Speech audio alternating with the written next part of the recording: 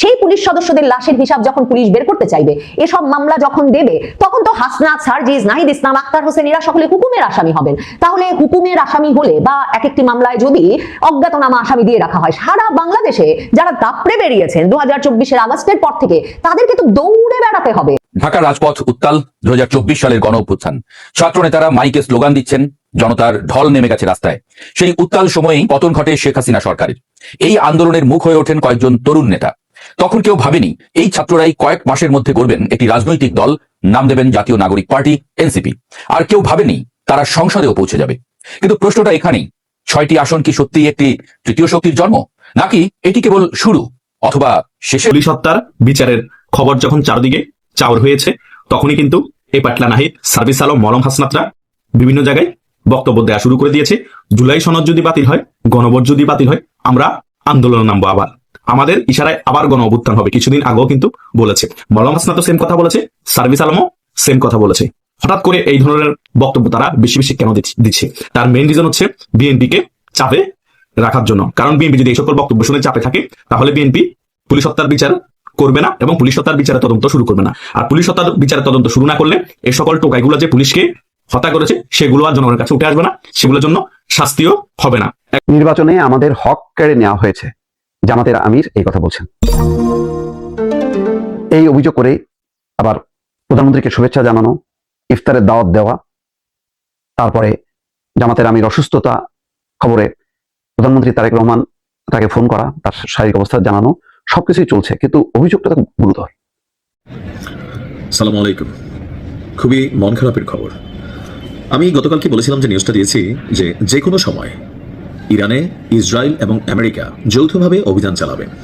সর্বশেষ যখন দেখলাম যে চীন তাদের যারা নাগরিক আছেন তাদেরকে যত দ্রুত সম্ভব সরে যাওয়ার কথা বলছিল, এরপর থেকেই আশঙ্কা ছিল। তো একটু আগে যখন আমি নিউজ ফিডে ঢুকলাম, আমি আশ্চর্য হয়ে গেছি। তবে খুশির খবর আছে, পরবর্তী নিউজে পাবেন।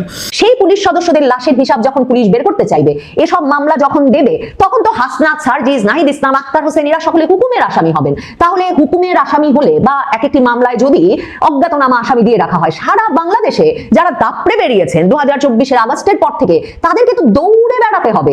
তারেক রহমান ক্ষমতা গ্রহণের পরপরই হাসনাত, সার্জিসদের মতো জুলাই আন্দোলনের বিপ্লবী নেতাদের, ছাত্র তরুণ নেতারা, যারা জাতীয় নাগরিক পার্টির নেতা, বৈষম্য বিরোধী ছাত্র আন্দোলনের নেতা, কিংবা আরো নানা রকম মঞ্চ, ঐক্য, অ্যালায়েন্স গড়ে নেতৃত্ব দিয়ে আসছেন 2024-এর 5ই আগস্টের পর থেকে, এবং সারা বাংলাদেশটা একরকমের দাবড়ে বেড়াচ্ছেন, তাদের ইচ্ছায় পরিচালনা করছেন। তারেক রহমান অত্যন্ত গুরুত্বপূর্ণ মনে করেছেন ক্ষমতা গ্রহণের সাথে সাথে এদেরকে এই ইঙ্গিতটা বুঝিয়ে দেওয়া যে অন্তর্বর্তী সরকারের মতো, ইউনূস সরকারের মতো কোনো বাড়তি আশকারা তিনি এই তরুণ নেতাদের দেবেন না। সম্ভবত সে ইঙ্গিত একেবারে পরিষ্কার বুঝতে পেরেই নির্বাচনের দিন থেকে কারচুপির অভিযোগ তোলা, কিছুতেই এসব মেনে নেওয়া হবে না, নির্বাচন পরবর্তী সহিংসতার অভিযোগ তোলা, হুঁশিয়ারি উচ্চারণ করা সার্জিস আলম, যেমন তারেক রহমান যখন নাহিদ ইসলামের বাড়ি গেছেন, দৌড়ে সে বাড়িতে এসে তারেক রহমান যখন বুকে জড়িয়ে ধরেছেন, তিনিও ঝাঁপিয়ে পড়েছেন, ঠিক তেমনি হাসনাত আব্দুল্লাহকে এমপি নির্বাচিত হওয়ার পর থেকে কোথাও পাওয়া যাচ্ছে না। নাসির উদ্দিন পাটোয়ারি তো নিয়মিত সামাজিক যোগাযোগ মাধ্যমে এসে বলছেন, হাসনাত তুই কোথায় রে, আওয়ামী লীগ তো দোকান খুলে ফেললো। কিন্তু হাসনাত আব্দুল্লাহ একটা এমপি পদ পেয়ে গেছেন, সেখানে বিএনপির প্রার্থীর এমনকি মনোনয়নই বাতিল হয়ে গিয়েছিল, বিনা প্রতিদ্বন্দ্বিতায় জিতে এসেছেন, এখনো তিনি এলাকায় যেতে পাচ্ছেন। আক্তার হোসেন যেমন তার এলাকায় জিতেছেন বটে, কিন্তু এলাকায় গিয়ে স্বস্তি পাচ্ছেন না জাতীয় নাগরিক পার্টির নেতা হান্নান মাসুদও। এমন একটা পরিস্থিতিতে জাতীয় নাগরিক পার্টির নেতারা সবচেয়ে ভয় যেটা নিয়ে পাচ্ছিলেন এই জুলাই আন্দোলনের নেতারা, সেটা হচ্ছে যে অন্তর্বর্তীকালীন সরকারের আমলে তাদেরকে জুলাই আন্দোলনের সময় সকল প্রকার খুন, হত্যা, লুটপাট, অগ্নিসংযোগের জন্য যে দায় মুক্তি দিয়ে দেওয়া হয়েছিল ঢালাওভাবে, এবং পুলিশ হত্যা সহ রাষ্ট্রীয় সম্পদ বিনষ্টের অভিযোগে কোনো মামলা 2024-এর জুলাই আগস্ট সময়কালের কিংবা পরবর্তী সময়ের গৃহীত হয় নাই, থানায় তদন্ত হতে পারে নাই এই অন্তর্বর্তী সরকারের সময়, যার প্রভাবে তারা আরো দুর্দণ্ড প্রতাপে সারা বাংলাদেশে রাজত্ব করে বেরিয়েছেন। তাদের যে ভয়টা ছিল, ওই যে হাসনাত আব্দুল্লাহ কথায় কথায় বলতেন যে এ সরকার বদলে গেলে, ইউনূস সরকার বদলে গেলেই নাকি ফাঁসির দড়ি ঝুলবে তাদের চোখের সামনে, এখন সেই অবস্থায় তারেক রহমান তাদেরকে নিয়ে গেছেন। কারণ তারেক রহমানের সরকার ঘোষণা দিয়েছেন, বিএনপি সরকার স্পষ্টভাবে এই ঘোষণা পুলিশকে জানিয়ে দিয়েছে যে পুলিশ হত্যার তদন্ত হবে এবং পুলিশ বিভাগ যাতে ওই সময়কার হত্যাকাণ্ডগুলোর বিভিন্ন প্রমাণাদি সাক্ষ্য সংগ্রহ শুরু করে এবং পুলিশ হত্যার মামলাগুলো যাতে আবারও চাঙা হয়, নতুন করে মামলা করার প্রয়োজন হলে যাতে নতুন করে মামলা করা হয়। কারণ 44 জন পুলিশ সদস্য হত্যা হয়েছে বলে পুলিশ সদর দফতর থেকেই বিবৃতি এসেছিল, কিন্তু পুলিশ সদস্যরা যখন 5ই আগস্টে মৃত কয়েকজন পুলিশের লাশ, পচে যাওয়া গলে যাওয়া লাশ যাত্রাবাড়ি থানা থেকে উদ্ধার করে 5ই আগস্টের 8 দিন পর রাজারবাগ পুলিশ লাইন্সে তাদের জানাজা হয়েছিল, তখন থেকে পুলিশ সদস্যরা দাবি করে আসছেন, অভিযোগ করে আসছেন অন্তত 2000 পুলিশ সদস্য 2024-এর জুলাই আগস্টে নিহত হয়েছেন।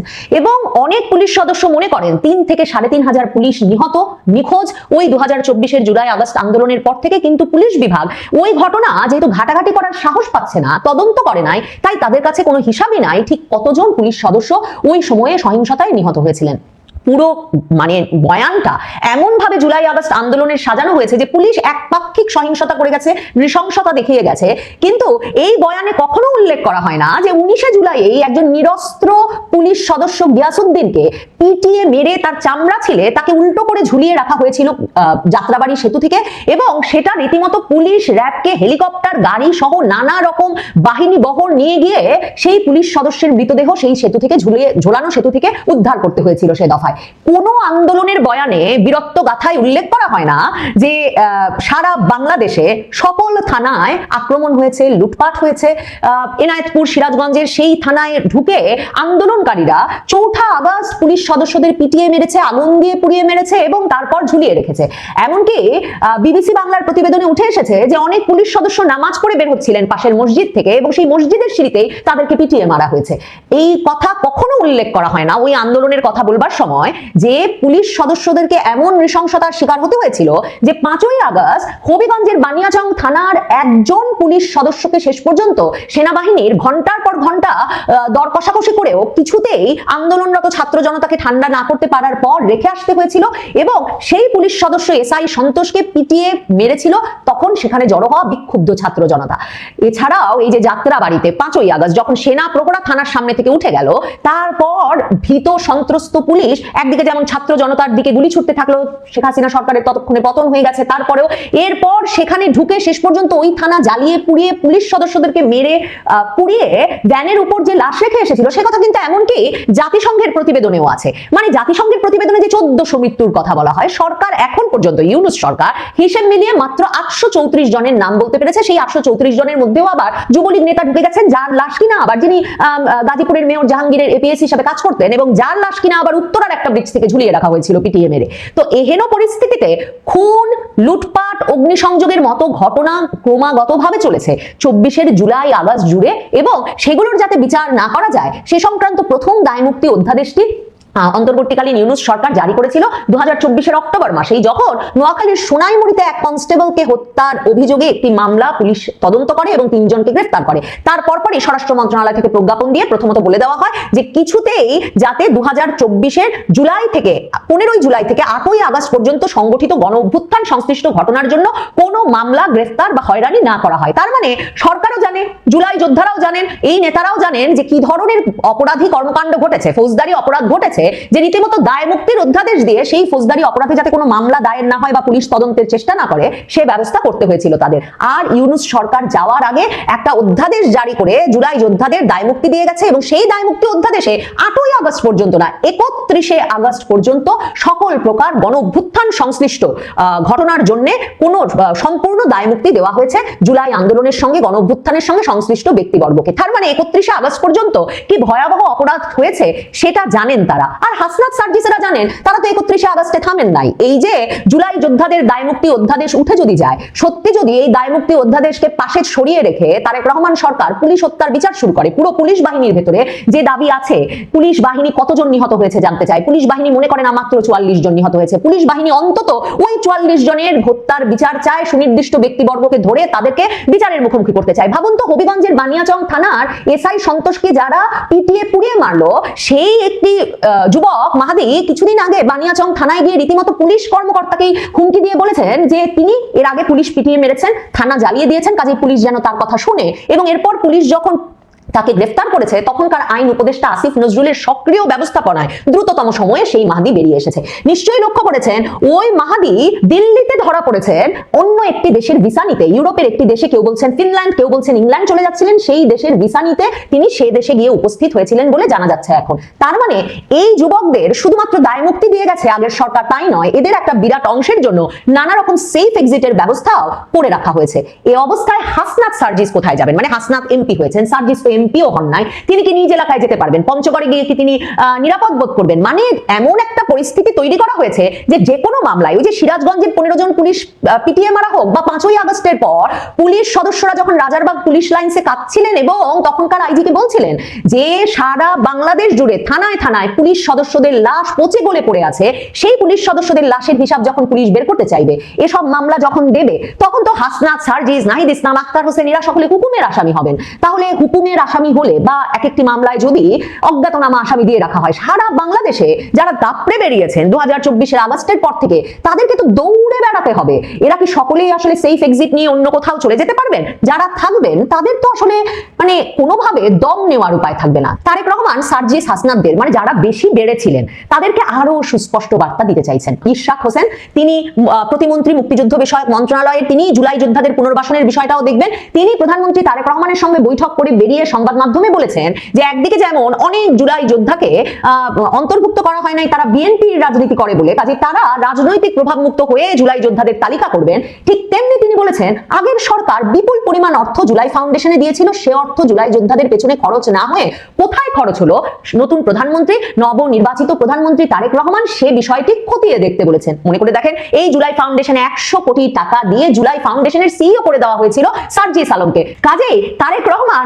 জুলাইয়ের নামে সকল ব্যবসা, সকল জবরদস্তির অবসান চাইছেন, কারণ সে অবসান না ঘটালে তার জন্য তো সরকার পরিচালনাই মুশকিল। যখন তখন যে সে অ্যালায়েন্স, মঞ্চ, ঐক্য নামে, বৈষম্য বিরোধী ছাত্র আন্দোলন, এই নানা রকম নামে, আর জাতীয় নাগরিক পার্টি তো আছেই, যদি রাস্তায় লোক জড়ো হয়ে যায় এবং তারা সকলেই যদি পুলিশ বাহিনীর প্রতি এতটা মারমুখ থাকে এবং পুলিশ বাহিনীকে সবসময় ধমকে দেয় যে আমরা আগে থানা পুড়িয়েছি, আগে পিটিয়ে মেরেছি, আগে ঝুলিয়ে রেখেছি, আপনাদেরও রাখবো, তাহলে তারেক রহমান সত্যিই তো দেশে আইন শৃঙ্খলা পরিস্থিতি শান্তই করবেন কি করে, আর সরকারি পরিচালনা করবেন কি করে, আর রাজপথই ঠান্ডা রাখবেন কি করে? কাজেই তারেক রহমানের জন্য পুলিশ হত্যার বিচার শুরু করাটা নানা কারণে অত্যন্ত গুরুত্বপূর্ণ।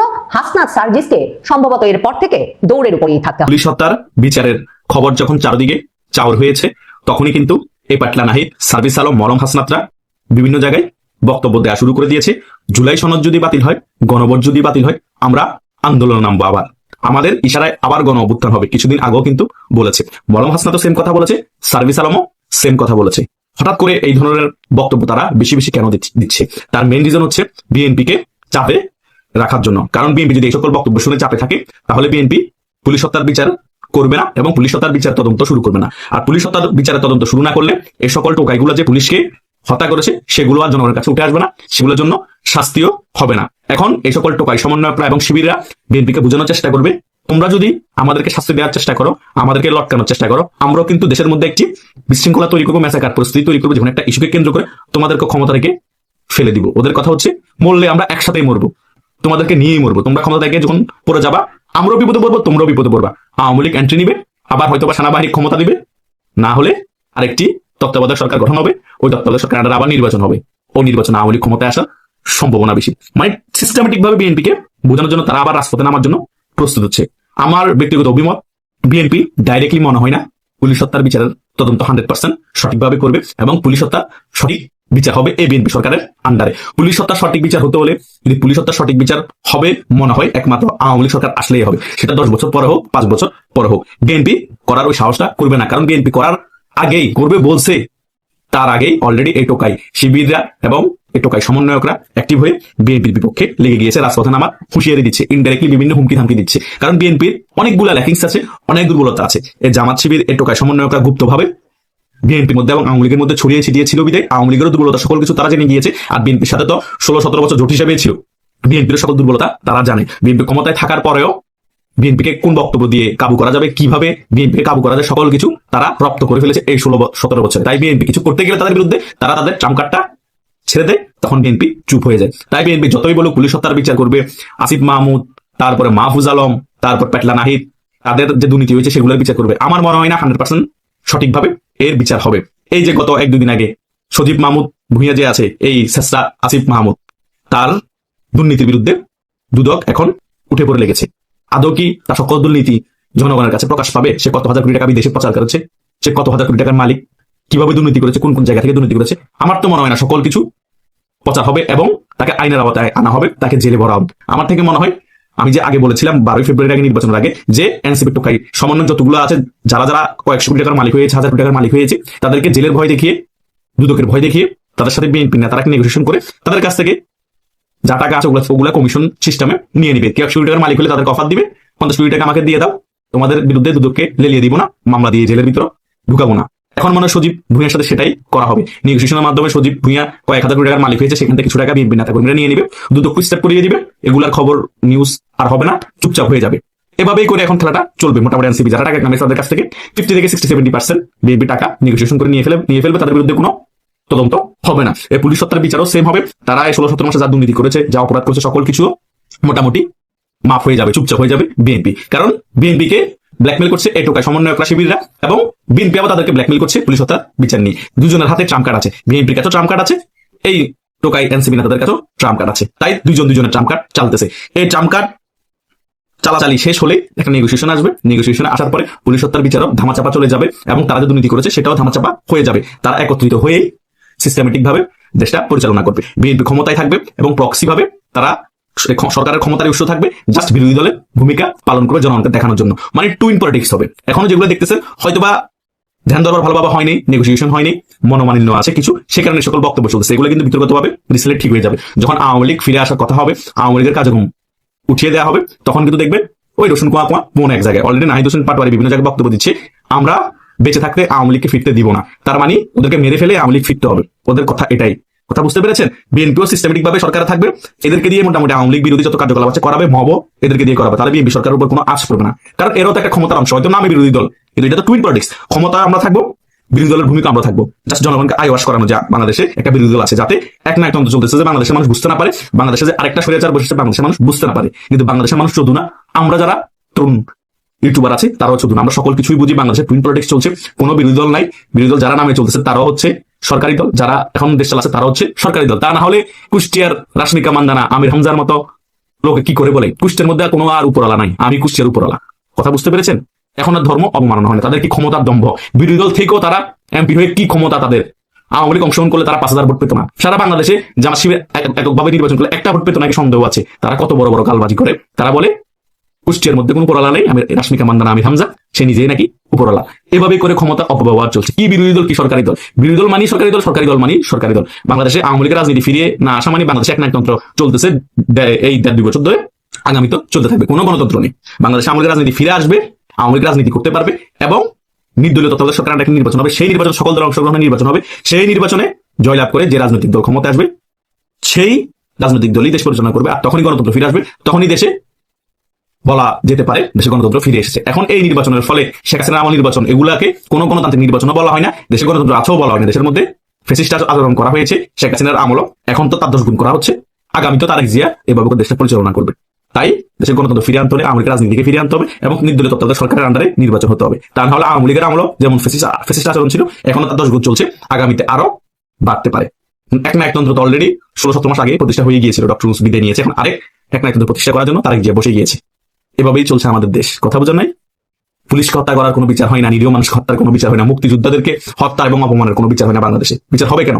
জোরজার মূল লুকটা। এখন তো বাংলাদেশ একটা একতন্ত্র প্রতিষ্ঠা হয়ে গিয়েছে। তারেক যে যতদিন বেঁচে আছে সে ততদিন ক্ষমতা কুক্ষিঘাত করে রেখে দেওয়ার চেষ্টা করবে। কথাটা আমার মিলিয়ে নিন। আশা করছি আপনারা সকল বিষয় বুঝতে পেরেছেন। তবুও যদি আপনাদের কোনো মতামত থাকে। ঢাকার রাজপথ উত্তাল।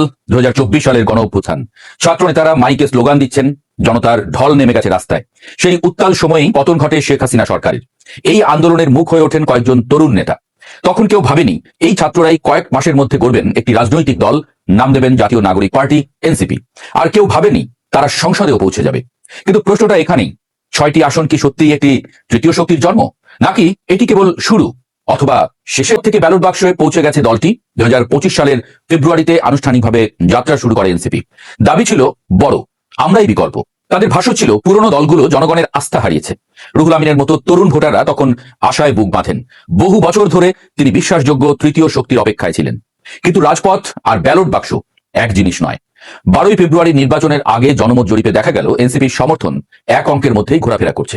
বিশাল জনসমর্থনের ঢেউ যা অভ্যুত্থানের সময় ছিল তা আর নেই।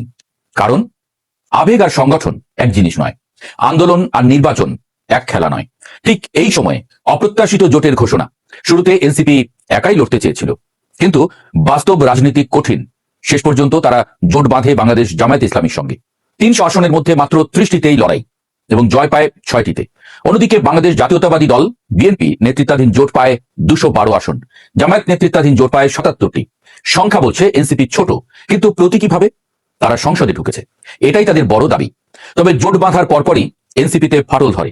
সমস্যা শুরু এখান থেকেই। জামায়াতের সঙ্গে জোট এনসিপির ভেতরেই সৃষ্টি করে অস্বস্তি। দলটির 1 ডজনেরও বেশি জ্যেষ্ঠ নেতা পদত্যাগ করেন। তাদের অভিযোগ ছিল অভ্যুত্থানের অন্তর্ভুক্তিমূলক চেতনার সঙ্গে জামায়াতের ঐতিহাসিক অবস্থান সাংঘর্ষিক। তবে এনসিপির মুখপাত্র আসিফ মাহমুদ সজীব ভুঁইয়া বলেন, এটি কেবল নির্বাচনী জোট, কোনো আদর্শিক একীভূতকরণ নয়। কিন্তু প্রশ্ন উঠছে, রাজনীতিতে কি জোট কখনো শুধু নির্বাচনী থাকে? আল জাজিরাকে দেওয়া সাক্ষাৎকারে বিশ্লেষকরা বলেছেন, এনসিপি এখন এক অস্পষ্ট জায়গায় দাঁড়িয়ে। তারা কি স্বাধীন তৃতীয় শক্তি, নাকি জামায়াতের কৌশলগত সুবিধাভোগী? যুক্তরাষ্ট্রের জর্জিয়া স্টেট ইউনিভার্সিটির গবেষক আসিফ বিন আলী মন্তব্য করেন, এনসিপি এখনো আলাদা কোনো সুস্পষ্ট এজেন্ডা তুলে ধরতে পারেনি। এমনকি সাবেক নেতা অনিক রায়ের দাবি, জামায়াত ছাড়া এনসিপি হয়তো একটি আসনও পেত না। এই বক্তব্য কঠিন, কিন্তু এও মনে রাখা প্রয়োজন, রাজনৈতিক বাস্তবতা কখনো কোমল হয় না। এখন এনসিপির সামনে সবচেয়ে বড় প্রশ্ন, তারা কি তৃণমূলে শিকড় গাড়তে পারবে? কারণ আন্দোলনের শক্তি ছিল শহরে, কিন্তু ভোটের রাজনীতি যেতে গ্রামে, ইউনিয়নে, ওয়ার্ডে। নেতারা বলছেন, আসন্ন স্থানীয় সরকার নির্বাচনে তারা এককভাবে লড়বেন। এটাই হবে আসল পরীক্ষা। যদি তারা আবারও জোটে যায়, তাহলে কি তৃতীয় শক্তির দাবি দুর্বল হবে? 2024 সালের গণ অভ্যুত্থান ছিল বিস্ফোরণ। দল মত নির্বিশেষে মানুষ এক হয়েছিল, কিন্তু দলীয় রাজনীতি বিভাজন তৈরি করে। এখানে আপোষ আছে, সমঝোতা আছে, ক্ষমতার সমীকরণ আছে। এনসিপি এখন সেই কঠিন বাস্তবতার মধ্যে। তাদের নেতারা বলছেন, আমরা রাজপথ থেকে এসেছি, আমরা পিছু হটব না। সমর্থকরা বিশ্বাস করেন 6টি আসন কোনো শেষ নয়, বরং শুরু। আর সমালোচকরা বলছেন, সংগঠন দুর্বল, আদর্শ অস্পষ্ট, জোট নির্ভরতা বিপজ্জনক। এনসিপি কি পরিষ্কারভাবে বলতে পারবে তারা মধ্য বাম, মধ্য ডান? তাদের অর্থনৈতিক দর্শন কি? ধর্মনিরপেক্ষতার প্রশ্নে অবস্থান কি? বাংলাদেশের রাজনীতিতে এই পার্থক্যগুলো খুবই গুরুত্বপূর্ণ। এই ধরনের অস্পষ্টতা দীর্ঘমেয়াদে বিপজ্জনক। 2029 বা 2034 সালের নির্বাচন, এনসিপি কি তখন 6 আসন থেকে 60-এ পৌঁছাবে, নাকি তারা ইতিহাসের ফুটনোট হয়ে যাবে? একটি ছাত্র আন্দোলনের রাজনৈতিক পরীক্ষা। রাজনীতিতে সময়ই সবচেয়ে বড় বিচারক। এখনকার বাস্তবতা সহজভাবে বলা যায়, এনসিপি সংসদে আছে, তাদের পেছনে একটি ঐতিহাসিক আন্দোলনের স্মৃতি আছে, অতীত আছে, তাদের সামনে কাঠামোগত চ্যালেঞ্জের পাহাড় আছে। 6টি আসন একদিকে সম্ভাবনার প্রতীক, অন্যদিকে সীমাবদ্ধতার স্মারক। রুহুল আমিনের মতো সমর্থকরা আশাবাদী। তারা মনে করেন, রাজপথ থেকে সংসদ, এটাই প্রমাণ যে পরিবর্তন সম্ভব। কিন্তু তৃতীয় শক্তি হতে হলে কেবল আবেগ নয়, সংগঠন, আদর্শিক স্বচ্ছতা আর দীর্ঘমেয়াদী কৌশল দরকার। প্রশ্ন রয়ে যায়, এনসিপি কি সেই পরীক্ষায় উত্তীর্ণ হবে, নাকি বাংলাদেশে তৃতীয় শক্তির সব? নির্বাচনে আমাদের হক কেড়ে নেওয়া হয়েছে, জামাতের আমির এই কথা বলছেন। এই অভিযোগ করে আবার প্রধানমন্ত্রীকে শুভেচ্ছা জানানো, ইফতারের দাওয়াত দেওয়া, তারপরে জামাতের আমির অসুস্থতা খবরে প্রধানমন্ত্রী তারেক রহমান তাকে ফোন করা, তার শারীরিক অবস্থা জানানো, সবকিছুই চলছে। কিন্তু অভিযোগটা খুব গুরুতর যে নির্বাচনে তাদের যেই বয়ান, তাতে জামাত নির্বাচনে জিতেছিল, কিন্তু পরিকল্পিতভাবে তাদেরকে পরাজিত করা হয়েছে। তো এই কথা কিন্তু প্রায় প্রতিদিনই বলা হচ্ছে। আজকে দেখলাম যে ঢাকার 2টি সহ মোট 3টে আসনে জামাত আদালতে আবেদন করেছে, যাতে সব ফলাফলগুলি নিয়ে এসে গণনা করা হয়। এবং এটা আস্তে আস্তে কি ধুমায়িত হতে থাকবে অভিযোগের গুলি। নির্বাচনটাই যদি ঠিক না, তাহলে বাকি সামনের কাজগুলি কিভাবে হবে আমি এটা বুঝতে পারতেছি না। এই যে সৌহার্দ্য, সৌন্দর্য, ভদ্রতা, যেটা গণতান্ত্রিক রাজনৈতিক দলগুলো তাদের মধ্যে যে আচার, সেগুলি কথা বলা হচ্ছে, এখনো পর্যন্ত টিকে আছে। কিন্তু মূল বিষয়টা হলো, যে দল পরাজিত হয়েছে সেই পরাজয়টা তারা মেনে নিচ্ছে না। যারা বিজয়ী হয়েছে তাদেরকে বলা হচ্ছে তারা আসলে জয় হয়নি। তো হাসিনার আমলের কথা তো স্বাভাবিকভাবে আসে, তার আমলেও তো নির্বাচনটা সঠিক হতো না। তাহলে অন্তর্বর্তী সরকারের সময়ও নির্বাচনটা সঠিক হয়নি। অন্তর্বর্তী সরকার ফেভার করলো বিএনপিকে নাকি অন্য কেউ? এটার একটা মীমাংসা না হলে ভবিষ্যতে কিন্তু এটার বড় ধরনের একটা গোলমেলে পরিস্থিতি তৈরি হবে। শফিকুর রহমান বলছেন, যেখানেই যাচ্ছি মানুষ আমাদের বলছে আপনারা হারেননি, আপনাদের হারিয়ে দেওয়া হয়েছে। কিছু সংবেদনশীল এলাকায় ইচ্ছাকৃতভাবে আমাদের পরাজিত করা হয়েছে, সেন্সিটিভ জায়গায়। কোন কোন সেই সেন্সিটিভ জায়গায়? তিনি বলছেন যে যেসব আসনে 10 থেকে 12,000 ভোটের ব্যবধানে হারানো হয়েছে, তা ছিল ইচ্ছাকৃত। কোথাও কোথাও ফল ঘোষণা দেওয়ার পরও তা বন্ধ করে দেওয়া হয়েছে বলে অভিযোগ করেন তিনি। সংসদীয় রাজনীতিতে এবারই জামাত ইসলাম সবচেয়ে বড় সাফল্য অর্জন করেছে। তার ভাষ্যমতে এবারের নির্বাচনে তাদের 3টি লাভ হয়েছে। প্রথমত, দলের নেতৃত্বে অর্থবহ ঐক্য গড়ে উঠেছে। দ্বিতীয়ত, প্রধান বিরোধী দলের দায়িত্ব পেয়েছে। তৃতীয়ত, 6টি শক্তির বিরুদ্ধে সমান্তরালে লড়াই করেছে দলটি। এই 6 শক্তি আমাদের সঙ্গে পারত না যদি অন্য কিছুর আশ্রয় না নিত। এখন শুধু আমরা না, টিআইবি সুজন সহ অনেকে বিষয়টা বলছে। টিআইবি সুজন বলছে পুরো নির্বাচন না, কিছু আসনের কথা। যাক, সেটা এখন তাদের সাপোর্ট হচ্ছে তাদের এই বক্তব্যগুলো। এখন কথাগুলো যে সেই 6 শক্তিকে, এখন বিএনপিও তো বলে যে বিএনপি শুধু জামাত না, জামাতের নানা রকম অঙ্গ প্রত্যঙ্গ যেগুলি মানে গুপ্ত সুপ্ত প্রকাশ্য অপ্রকাশ্য সংগঠন, সেগুলির বিরুদ্ধে তাদেরকে লড়াই করতে হচ্ছে। এইরকম দল, যে দল মনে করে যে তাদেরকে পরাজিত করা হয়েছে, সেই দল পরাজয় মেনে নিয়ে সামনে গণতান্ত্রিক যে উত্তরণ বা কার্যক্রমে কিভাবে পার্টিসিপেট করবে, সেটা তো একটা গুরুতর প্রশ্ন। সংসদ অধিবেশন 12ই মার্চ রাষ্ট্রপতি আহ্বান করেছেন। সংসদ বসার সাথে সাথেই তো শুরু হয়ে যাবে যে জুলাই সনদ নিয়ে। আর বিএনপিও তখন বলবে যে এই যে জুলাই সনদ, শপথ, তারপরে এই বিশেষ করে গণভোট এবং দ্বিতীয় শপথ নেওয়া, এগুলি অবৈধ। সংসদে যে তুমুল একটা লড়াই চলবে, নানা রকম আইন কানুন সংবিধানের প্রশ্ন তুলে, এ ব্যাপারে বলার অপেক্ষা রাখে না। এটাকে কেন্দ্র করে রাজপথের অবস্থা কি দাঁড়ায় সেটাও অজানা। ফলে গণতান্ত্রিক উত্তরণ আমরা যতই মনে করছি না কেন যে হাসিনা নাই, এখন মনে খুব ভালোভাবে এই দুইটা দল মিলেমিশে চলবে, আমার মনে হয় চলবে না। এই কারণে চলবে না, গত 17-18 মাসে ক্ষমতার স্বাদ পেয়ে গেছে জামাত, এনসিপি সহ আরো কিছু রাজনৈতিক দল। তারা কখনোই জিতবে না, কিন্তু ক্ষমতার স্বাদ কিন্তু তারা পেয়ে গেছে। এখন তাদের কাছে ভালো ঠেকবে না, এই যে ভালো ঠেকবে না, ক্ষমতার স্বাদ দিতে পারবে না, এটা নিয়ে কিন্তু মল্লযুদ্ধ বাঁধবে সংসদ শুরু হওয়ার সাথে সাথেই। দেখা যাক কি হয় দর্শক। আসসালামু আলাইকুম। খুবই মন খারাপের খবর। আমি গতকালকে বলেছিলাম যে নিউজটা দিয়েছি যে কোনো সময় ইরানে ইসরায়েল এবং আমেরিকা যৌথভাবে অভিযান চালাবে। সর্বশেষ যখন দেখলাম যে চীন তাদের মানে যারা নাগরিক আছেন তাদেরকে যত দ্রুত সম্ভব সরে যাওয়ার কথা বলছিল, এরপর থেকেই আশঙ্কা ছিল। তো একটু আগে যখন আমি নিউজ ফিডে ঢুকলাম, আমি আশ্চর্য হয়ে গেছি। তবে খুশির খবর আছে, পরবর্তী নিউজে পাবেন। আপাতত যুক্তরাষ্ট্র এবং ইসরায়েল যৌথভাবে এই অভিযান পরিচালনা করছে ইরানের বিরুদ্ধে।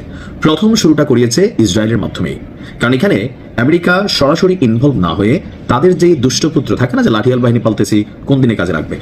তো আজকে আপনার ইরানের বিভিন্ন স্থানে বেশ বড় ধরনের কিছু হামলা চালানো হয়েছে। রাজধানীকে টার্গেট করা হয়েছে, যে কোনো দেশের জন্য গুরুত্বপূর্ণ রাজধানী। আর ইরানের যে পারমাণবিক কর্মসূচি থেকে শুরু করে বা টোটাল ডেভেলপমেন্ট স্ট্রাকচার অথবা ধরনের প্রযুক্তিগত বা বিভিন্ন সামরিক যে ঘাঁটি আছে বা গবেষণা সেলগুলো আছে, সবগুলি কিন্তু ম্যাক্সিমাম রাজধানী তেহরান এবং এর আশেপাশের কয়েকশো কিলোমিটারের মধ্যে কানেক্টেড। তো ইসরায়েলের কাছে যেহেতু তথ্য আছে ইরানের কোথায় কি আছে, এই যে ডোনাল্ড ট্রাম্প তার বিশাল নৌবহর সমুদ্রের মধ্যে এতদিন পালছিল, কেন পালছিল? যেন ইন্টারনাল তথ্যগুলো পায় যে ইরানের কোথায় কি আছে। তো সেই জায়গাগুলোকে বেছে বেছে রাজধানী তেহরানের বিভিন্ন স্থানে আপনার এই অভিযান চালানো হয়েছে। তো যে ফুটেজগুলো আমরা দেখেছি, সেখানে আপনার দেখা গেছে যে বিভিন্ন স্থানে ধোঁয়া উঠছে, কোথাও অগ্নিকাণ্ডের ঘটনা, মানুষ দিকবিদিক হয়ে ছোটাছুটি করছে। ইসরায়েল এবং যুক্তরাষ্ট্র, আমরা দৃশ্যত গণমাধ্যমে দেখছি আল জাজিরা থেকে প্রথমে যে ইসরায়েল এই অভিযান চালিয়েছে, কিন্তু এর কিছুক্ষণ পরে যুক্তরাষ্ট্রের একজন কর্মকর্তা তিনি বলছেন যে মার্কিন যুক্তরাষ্ট্রের পরিকল্পনা, প্ল্যান, দিক নির্দেশনা আর ইসরায়েল হচ্ছে মেশিনারিজ ব্যবহার করছে। বার্তা সংস্থা ফার্স বলছে তেহরানের ইউনিভার্সিটি স্ট্রিট এবং জোম হৌরি এলাকায় খুবই গুরুত্বপূর্ণ, বাংলাদেশে যেমন ধরেন সচিবালয় বা বিভিন্ন জায়গা থাকে না গুরুত্বপূর্ণ, তো ওইরকম এলাকায় বেশ কয়েকটি শক্তিশালী ক্ষেপণাস্ত্র আঘাত এনেছে। আর ইসরায়েলের প্রতিরক্ষা মন্ত্রী ইসরায়েল কাটজ, এই ব্যক্তির বক্তব্য, এই হামলার উদ্দেশ্য তেল আবিবের উপর হুমকি দূর করা। অর্থাৎ আমরা যে যুদ্ধ দেখছি যে আমেরিকা আপনার ঘটনার পেছনে আমেরিকা অভিযান চালাবে, এরা বলতেছে যে না ভাই, আমরা ইসরায়েল রাষ্ট্র এই মুহূর্তে নিরাপদ ফিল করতে পারতেছি না, সো আমরা মনে করতেছি ইরান কোনো পরিকল্পনা করতেছে, সেই জন্য আমরা অভিযান চালাই দিছি। তো এটা তো আমরা বুঝি যে ভাইয়ের নির্দেশনা ছাড়া কর্মী তো ভাই হাত উঠানোর সুযোগ নেই। আর এখন এই মুহূর্তে ইরানকে হাত দেওয়ার পরপরই রাশিয়া থেকে শুরু করে তাদের যে মিত্র শক্তি আছে চীন বা অন্যান্য দেশগুলো, তারা কিন্তু এ নিয়ে প্রতিবাদ জানাচ্ছে। কিন্তু আমি বরাবরই বলে আসছি যে এই যুদ্ধে ইরানকে নিজের যে কোমরের শক্তি সেটা নিয়ে লড়াই করতে হবে, নিজের যে প্রস্তুতি আছে সেটা নিয়ে এই লড়াই চালাইতে হবে। এখানে কেউ বিবৃতি দিবে, কেউ নিন্দা জানাবে, কেউ এইটা করবে সেটা করবে, ফাইনালি ইরানের প্রতিরক্ষা, ইরানের সিস্টেম, ইরানকে কানেক্টেড করতে হবে। আমি যখন পর্যন্ত এই নিউজটি করছি, বেশ কিছু জায়গায় আরো হামলার খবর পত্রিকাগুলোতে আসছে। আর পাল্টাপাল্টি ইরান তাদের শক্তিশালী অবস্থান প্রকাশের জন্য সর্বোচ্চ প্রস্তুতি নিচ্ছে। খুশির খবর পরবর্তী ভিডিওতে। আল্লাহ ইরানকে হেফাজত করুক। আসসালামু আলাইকুম।